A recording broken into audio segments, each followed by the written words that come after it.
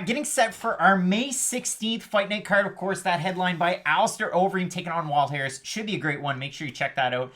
But Matt, in the welterweight division, we have a really interesting fight, and I like it when we get a wily veteran taking on one of those young up-and-comers. And Matt, this is exactly that fight. We have Matt the Immortal Brown taking on Miguel Baeza. And a lot of people by now, they might recognize Miguel Baeza. I mean, he's 8-0 as a pro, 6-0 as an amateur. As a pro, 6 of his 8 wins by finish, and they're all by knockout, no submission. So this is a guy that can definitely get it done. If you want to go back and see a really good fight, his fight on Contender Series to get him into the UFC, a big win over Victor Reina. And I mean, at the time, you look at a guy in Baeza that was, what, 7-0?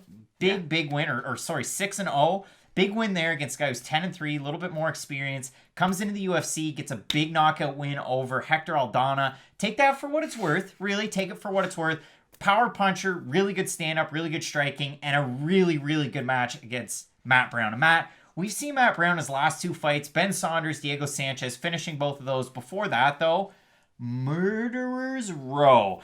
Lead us through the wild career of Matt Brown and where he might be at this point. So if you haven't been watching MMA for a long time and you just look at Matt Brown's record, you're probably like, oh, he's kind of a journeyman. He's not that good. And then I really recommend go back and watch Matt Brown's UFC career. He's never been in a boring fight, ever. He's either going to win by knockout or lose by knockout. That's pretty much the only way that he fights. So if you like MMA, you're going to love Matt Brown fight.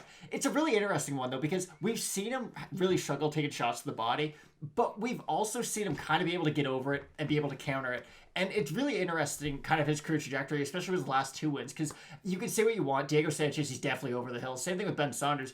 But the performance itself, he still looked quite good. Now, again, I understand not the highest level of competition, but I think it does matter how you win, not always who you beat. And in the Ben Saunders fight, it was a flawless victory. I mean, he took Ben Saunders down. He beat him up on the feet. He beat him up on the ground. Eventually got the TKO. It was a really nice performance. To Ben Saunders' credit, at this point or at that point in his career, not a knockout artist. I mean, had a great win over Jake Ellenberger, but still, Ben Saunders' bread and butter always was his ground game. From Bellator even coming into the UFC, and for Matt Brown to do what he did. In his guard. Big win. Yeah, so this is a very volatile pick either way because both guys have very much a kill or be killed style, so it's probably going to end in a finish either way. I am going to side with Matt Brown just because I think in this part of his career, he is pretty good at beating just natural strikers. Unless you're a guy who's going to go out there and really, really mix things up. If you're just going to stay in a strike with Matt Brown, he's eventually going to get that tie clinch. And for elbows in MMA, I mean, there's not really many people better. I understand he's a little bit older, and this probably is going to be the last time we see him fight if he does lose, but I do think he'll be able to turn back the clock one last time and get the win.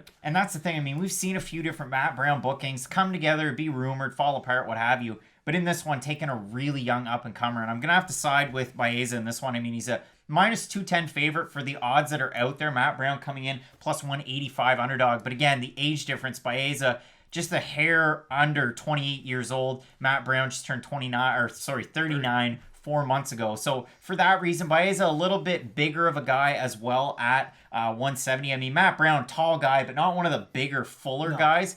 But again, he hits so hard though. Matt Brown hits hard. His clinch game's insane, and his elbows are really good. So if you have an older, wily vet that especially understands distance management, and maybe don't watch that, or watch the Cerrone fight, but only like the first half. The Cerrone fight's amazing. Like, it's one of the better fights of the year. It was right after Cub Swanson versus Doo Ho Choi, so not a lot of people remember it as that, but it's one of the better fights ever. And then the way that he loses is pretty iconic just because it was so bad. But even in his losses, except for the Ellenberger one, he has had some really good moments, at least in a lot of them. He had Cowboy Hurt on multiple occasions. It really sounds like we're trying to pump Matt Brown's tires. But I just think at this stage of his career, he does have one of the styles that yes, getting older is going to hurt, but it's not going to affect him that much. The elbows are still going to be there.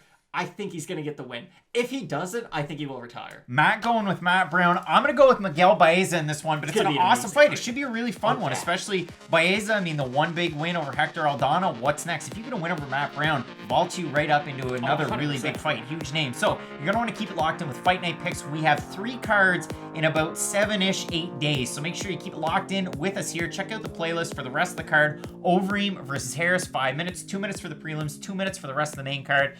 And as we always like to say, Matt, Fight Night picks, let's get into it.